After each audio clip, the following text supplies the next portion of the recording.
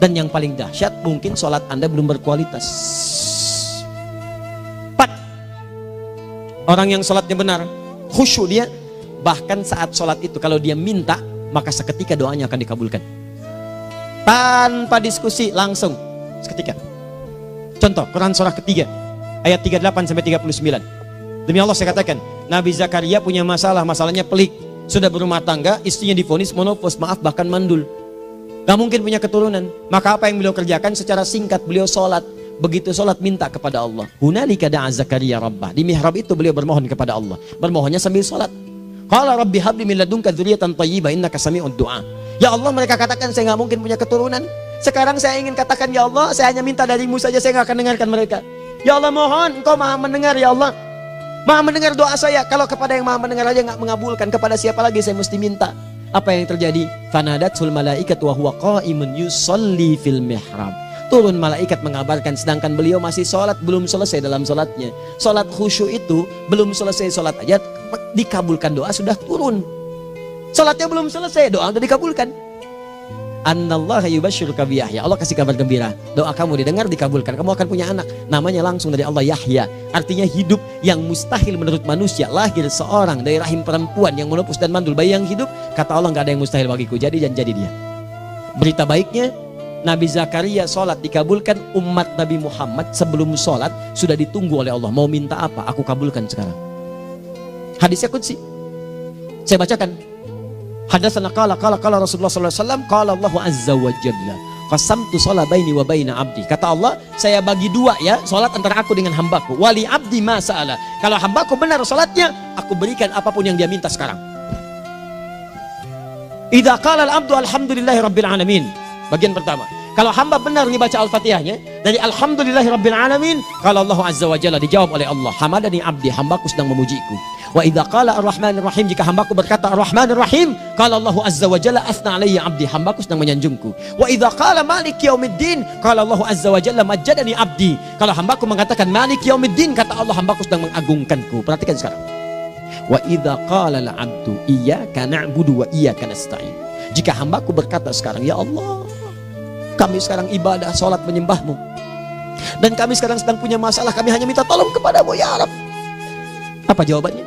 Beda dengan sebelumnya. Kata Allah, hadza baini wa baina abdi, inilah perjanjian antara aku dengan hambaku. Wali abdi, kalau hambaku benar khusyuk sholatnya sampai detik ini, baru sampai Al-Fatihah itu pun belum tuntas. Baru sampai Al-Fatihah itu pun belum tuntas. Kalau benar bacaannya betul, sholatnya dari takbir sampai dengan selesainya, sampai ayat itu, iyyaka na'budu wa iyyaka nasta'in, kata Allah, masalah apapun yang dia minta sekarang, aku akan kabulkan. Besok saya kasih rahasia. Yuk, yang di KBP ada awal pembuka di awal sebelum Al-Fatihah yang kalau Anda benar bacanya itu pengantar kepada pengabulan doa di Al-Fatihah. Apa itu? Besok. 5. Yang kelima ini yang paling diharapkan, dan ini penutup dalam kajian kita malam ini. Teman-teman sekalian, perhatikan baik-baik. Jika Anda benar mengerjakannya, maka Allah akan jamin langsung Anda akan mendapatkan kesuksesan dan kebahagiaan di semua aktivitas Anda. Kalau jadi suami, suami yang sukses, rumah tangga yang bahagia. Kalau jadi pegawai, pegawai yang sukses, dan di kantor bahagia. Masih ingat? Kesuksesan yang menghadirkan kebahagiaan, konteksnya dunia disebut dengan falah, dipegang disebut dengan aflah. Dikembalikan lagi ke atas, ke surah ke-23 ayat 1 dan 2. Qad aflahal mu'minun. Apa amalannya? Alladzina hum fi salatihim khashi'un. Persoalannya, kalau Anda sholat belum mendapatkan satu di antara 5 ini, apa masalahnya? Pertama masalahnya, kata Al-Quran, boleh jadi yang sholat itu belum khusyuk. Apa itu khusyuk? 2 maknanya, dan saya tutup di sini. Apa yang 2 itu? 1, kebanyakan orang sholat masih membawa dunia dalam sholatnya. Makanya kalau pengen khusyuk, kata Allah, maka Anda rasakan akan bertemu Allah. Rumusnya Quran surah kedua ayat 45-46. Rasakan secara singkat, mungkin itu sholat terakhir yang Anda akan kerjakan dalam kehidupan. Mungkin di sholat itu Anda wafat. Kata Allah, alladzina yadhunnuna annahum mulaqu rabbihim. Orang khusyuk itu sudah kelihatan dari sebelum sholat, dia sudah merasa persiapan menghadap Allah. Persiapan ke manusia aja, dia sudah siap-siap, mandi dulu, ganti pakaian, pakai parfum, macam-macam dan sebagainya, hanya memenuhi undangan manusia. Allah mengundang Anda 5 kali dalam sehari. Ya maaf, mengabulkan doa Anda, mencukupkan kebutuhan, menyembuhkan kalau sakit, disiapkan Anda. Harusnya apa? Penampilan sempurna. Kata Quran, orang khusyuk itu kelihatan sebelum sholat, pakaiannya kelihatan. Quran surah 7 ayat 31, ya bani Adam khudzu zinatakum inda kulli masjid. Hai anak cucu Adam, kalau tiba panggilan dari masjid, kenakan pakaian terbaikmu. Di anak cucu Adam tuh kelihatan. Kalau orang khusyuk begitu azan kelihatan pakaiannya lain. Pakaiannya indah. Khudzu zinatakum, kenakan pakaian terbaikmu.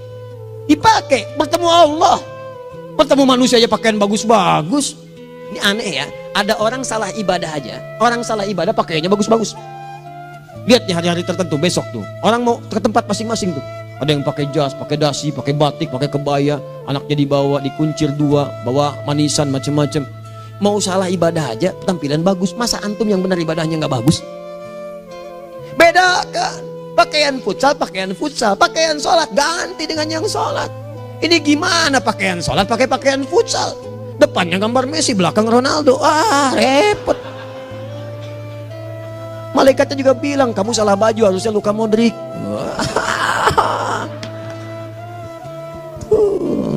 Apalah saya. Nah, yang mau tanya apa? Mourinho dipecat saya tahu. Lagi nganggur sekarang, ditawarin Benfica dia nggak terima. Sekarang jadi dia komentator di BeIN Sport. Nanti sebentar lagi dia akan komentar di laga Saudi dengan Qatar dan komentar laga Arsenal dengan Ipswich. Digantikan oleh Solskjaer. Dia super sub dulu. Ya, super sub. Ya, the baby assassin, ya pembunuh yang berwajah baby face. Masuk jadi akhir-akhir, gol. Sekarang melatih dia 5 kali kemenangan, belum kalah sama sekali. Saya hafal itu. Tapi masih di urutan ke-6, tapi jaraknya ke yang ke-4 itu tinggal 3 poin lagi. Hafal saya. Liverpool tahu cuma 4 poin sekarang bedanya, kemarin 7 kalah 2-1 sama Manchester City. Walaupun banyak analisis yang menyebutkan mungkin itu diberikan saja gitu kan, karena ada yang lain-lain. Hafal kedua Manchester City, hafal saya. Ayo mau tanya apa lagi? Tottenham Hotspur ke bawahnya, ada Chelsea, ada Arsenal, baru kemudian Manchester United. Liga Italia, wah udah gak kekejar Juventus. Ya, apa lagi? Dan seterusnya lah. Gak ada ujungnya bahas yang begituan. Jelas ya? Maksud saya, Anda tanya itu saya jawab. Tapi tidak menghilangkan ibadah kita yang lain. Dan apa ruginya? Ya tahajud dah. Apa yang bisa dikerjakan besok, lihat besok. Ya kan tahajud kan bisa besok. Ada orang tahajud jam 10 pagi? Gak ada. Lebih baik Anda kerjakan malam tahajud. Yang tidak bisa dilihat malam bisa dilihat besok. Cara berpikirnya bagaimana kalau besok meninggal? Gak kesampaian teman-teman sekalian. Gak kesampaian. Nah maka dari itu, Anda kalau mau ada panggilan sholat, siap-siap baju yang bagus. Itu sempurnakan. Anda panggilan orang mandi, panggilan Allah, buka Quran surah 5 ayat 6, sempurnakan wudhu. Ya ayyuhalladzina amanu idza qumtum ila shalah faghsilu wujuhakum, wudhu yang baik. Berpakaian yang rapi. Kenapa? Karena boleh jadi saat dipanggil Anda wafat saat itu. Maka wafat Anda dalam keadaan yang suci, dengan keadaan tobat, dengan pakaian terindah pada saat itu. Yang kedua, maaf, orang-orang kurang khusyuk itu saya tutup. Yang kedua itu karena kebanyakan orang sholat tidak paham, tidak mengerti apa yang dibaca dan dilakukan dalam sholatnya. Jujur pada diri sendiri, jawab pada diri Anda. Sampai sekarang Anda sholat, berapa persen bacaan sholat yang Anda pahami? Jangan-jangan selama ini Anda sholat ribuan kali sujud, ribuan kali ruku, gak ada yang paham yang dibaca. Sekian persen yang paham, bagaimana sholat Anda bisa khusyuk? Pekerjaan Anda dipahami, urusan akhirat Anda gak dipahami. Di mana cara berpikirnya? Aku yang bagaimana atau engkau yang harus bagaimana? Ya, coba berubah. Nah ini baru satu amalan, belum yang lainnya. Ada 5 amalan lagi yang kalau kita bisa turunkan itu, selain sholat yang khusyuk, maka jaminan tadi akan datang. Baru sholat khusyuk aja 5 datang, apalagi ditambah dengan 5 amalan lainnya lagi. Demi Allah saya katakan, dunia kecil sekali, gak ada nilainya. Akhirat aja enak, nikmat. Saya ketemu Ustaz Arifin beberapa waktu lalu, dan kita doakan semoga Allah berikan kesembuhan, kesehatan. Saya datang, biasa kita adamin berdoa, duduk. Bang istirahat, bang butuh istirahat, umat udah nunggu. Dah gak usah mikir yang lain, karena beliau cerita masjid, cerita zikro, cerita mana. Ya insya Allah. Nitipin ini, nitipin itu dan seterusnya. Dan yang paling indah adalah, bang kita saling panggil weekend. Nikmat, gak ada yang senikmat ini. Zikir, Allah, doa. Nah bayangkan sakit tapi masih nikmat gitu. Nikmat. Iya bang, saya paham. Istirahat dulu. Banyakkan nanti orang jengkuk. Saya pamit dulu ya, supaya bisa istirahat, supaya tenang. Lama kita pegangan tangan, ngobrol, saling mendoakan. Itu nikmat. Dan cara berpikirnya kalau sudah pakai iman, semua nikmat. Ada uang nikmat, gak ada uang nikmat, sakit nikmat. Karena cara berpikirnya lain. Nanti kita bertemu lagi, saya terangkan pada Anda. Dan saya contohkan satu kisah Bahkan ketika ada orang yang diuji Allah dengan ujian yang sangat luar biasa, yang menurut sementara orang itu ujian sangat luar biasa menggetarkan jiwanya dan susah untuk bertahan, tapi orang ini nikmat saja menjalaninya. Nikmat. Ada yang di rumah tangga, ada yang di macam-macam. Contohnya banyak. Satu contoh saya berikan di malam ini. Sekali suami istri, wah luar biasa. Istrinya itu cerewetnya Pak, bukan cuma cerewet, ngeselin bagi suaminya. Maaf Bu ya, bukan ibu maksudnya. Jadi semua yang dikerjakan suami salah. Pengen mangga, ayah kalau kita sekarang dibeli mangga. Kenapa mangga yang ini? Saya pengennya mangga yang lain. Belikan mangga. Kenapa beli mangga aja? Jeruknya mana? Jeruk. Semua. Pokoknya semua yang kerjakan suami salah. Tapi suami tidak pernah mengeluh. Ini kerjakan, itu kerjakan. Satu kali, perhatikan cara memandangnya. Ketika iman sudah masuk ke dalam jiwa. Kata temannya, akhi, istri kamu ini begini nyusahin kamu. Kenapa kamu gak cari yang lain? Kan gampang ada syariat. Udah pisahin aja cari yang lain. Kamu tenang ibadah. Apa jawabannya? Hei, Allah sudah turunkan surga ke saya lewat dia. Kenapa kamu meminta saya untuk menjauhinya dan meninggalkan surga saya? Di cara melihat dia, bukankah ketika ada berbagai keluhan saya sabar? Bukankah sabar mendekatkan saya ke surga? Allah kirimkan tipikal istri seperti ini supaya mendekatkan saya ke surga. Dengan itu kan saya banyak pahala. Saya sabar, pahala banyak. Sudah Allah berikan pahala kepada saya. Kamu malah nyuruh saya untuk berpisah dengan pahala itu. Perhatikan cara berpikirnya, indah. Kalau rumah tangga seperti ini semuanya enak gitu. Suaminya biasa-biasa, istrinya cantik, luar biasa. Begitu berdandan kelihatan kata suaminya, Masya Allah, wajahnya tak berpaling, mata tak berkedip. Kata istrinya, ya zauji madhabik, sayang kamu kenapa? Wallahi syakiran lillah bihadari. Demi Allah, aku bersyukur mendapatkan istri secantik kamu. Kata istrinya, nahnu fil jannah zauji, kita berdua di surga. Kata suaminya, kok bisa begitu jawabanmu? Iya, kamu bersyukur dengan keadaanku, aku bersabar dengan keadaanmu. Catat. Bukankah orang syukur dan sabar di surga? Tuh lihat, canda-canda orang-orang soleh itu begitu. Nikmat ketawa walaupun nyelekit di hati. Cuman bawaannya enak gitu. Nah, nanti itu ada tuh, nanti saya turunin tuh. Yang di rumah tangga, yang ini, yang itu nanti. Kapan? Pertemuan berikutnya.